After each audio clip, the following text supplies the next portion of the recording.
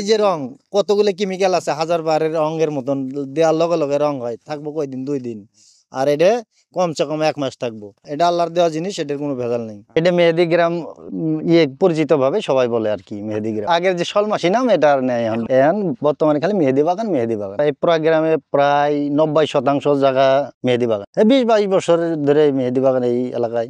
এটা আমাদের এলাকায় কসমউদ্দিন নামে একটা লোক ছিল, ওনার বাড়ির উঠানের মধ্যে একটা গাছ ছিল, ওই একটা গাছের থেকে কিছু কিছু কাটে বিক্রি করে। ওই সময় এরকম আর কি চাহিদা ছিল না, এরকম করতে করতে যে কাস্টমারে টানে, মানুষের নাই, তারপরে করলো কি ওই গাছের থেকে কলম দিল, কলম দিয়ে এটা চারা করলো, চারা করে কিছু চারা জমির মধ্যে চাষ করলো, ওখান থেকে কিছু হয় বেচে বিক্রি করে। এরকম করতে করতে আর কি এখন আস্তে আস্তে আস্তে আস্তে পুরাটা চক এই যে চলতেছে, ইনশাল্লাহ আল্লাহর রহমতে চলবেই। আমার মহাজনের উড়ানের মাঝখানে যে গাছটা ছিল, ওই একটা গাছের থেকে এই গ্রামটা বর্তমানে মোটামুটি মেহেদি বাগান আর মেহেদি বাগান হয়ে গেছে। হ্যাঁ, বিক্রি করতে গেছে, আর মূলত একটা আশা ছিল যে আমার থেকে কেউ কিনে নিয়ে হাতে দিবে, আঙ্গুলের মাথায় দিবে, দাড়ির দিবে, এই অনুযায়ী লয়ে গেছে, হয়ে গেছে, মানুষ নিছে। এখন মনে করেন ডিজিটাল যুগ, এখন মানুষের টাকা পয়সা বেশি হয়েছে, এখন তো একটু ভালো হইব। ওই সময় এই ছোট হাল বাইছে, 4টা হাল ছিল, তার পানির মেশিন ছিল, এটা দিয়ে মনে করেন যে হাই চাষবাস মানুষের ক্ষেত্রে করতো,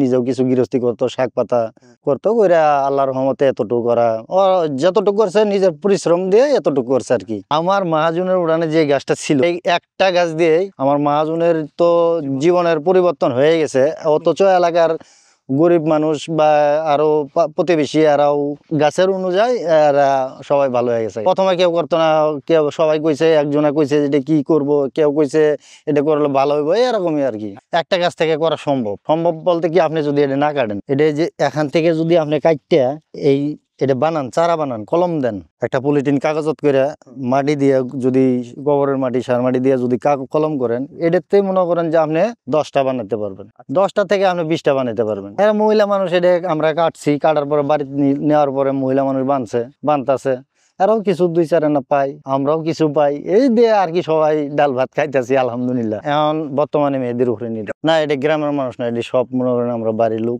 বাড়ির এলাকার থেকে আসছি। গ্রামের মানুষ কি আর এগুলো ক্ষেতের কাজ করে না, না না, ওনারা পারলো, ওরা করে না। ওর কথা হচ্ছে কি এরা টাকা দিয়ে করাবো। হ্যাঁ, আমরা তো মোটামুটি এলাকায় যাই, কয়জন আছি এই মেহেদি বাগান নিয়ে, আমরা জামালপুরেরই, ওখান থেকে আমরা এখানে মেহেদি চাষের জন্য। আমরাও তো আগে এটি পারি নাই, বুঝি নাই, আমার মহাজনে বা মহাজনের ভাইয়ে বা এই এলাকার আরো গৃহস্থ আছে, এরা আমার বুঝিয়ে দিছে যে এই জিনিসটা এরকম হবো, এই যে এরকম হবো, ওই অনুযায়ী আমরা করছি, এরকম হয়ে গেছে। আমার মহাজন তো শিখতেছে আজ 20 বছর আগের থেকে, 20 বছর আগের থেকেই আমার মহাজনে মেহেদি বিক্রি করা শুরু করছে একটা গাছ উঠতে, ওখানতেই তো আর পরিকল্পনা করতে, গবেষণা করতে করতে এতটুকু পড়ছে। না না না না না, এটা নিজের ব্র্যান্ডে, ওনার নিজের ব্র্যান্ডে এতটুকু করছে, তার গবেষণার ফলে এই এলাকাটা মোটামুটি আর কি মেহেদি বাগান হয়ে গেছে। চাষবাস বলতে মনে করেন যে প্রথম প্রথম হয়েছে, কারো ভালো লাগে নাই, কারো ভালো লাগছে, এই সইতে সইতে সইতে সইতে হয়ে গেছে। প্রতিবেশী এলাকার মানুষ একজন ভালো মনে করে যে এদের মধ্যে আমার গ্যান্ডারি বাদাম লাগামু, কেউ মনে করে যে বাদাম লাগাইলে মাইসা খাওয়া ফেলে, আমি মেহেদি বাগান করবো, এরকমই আর কি। ডাল লাগাইতে হলে আপনার এটা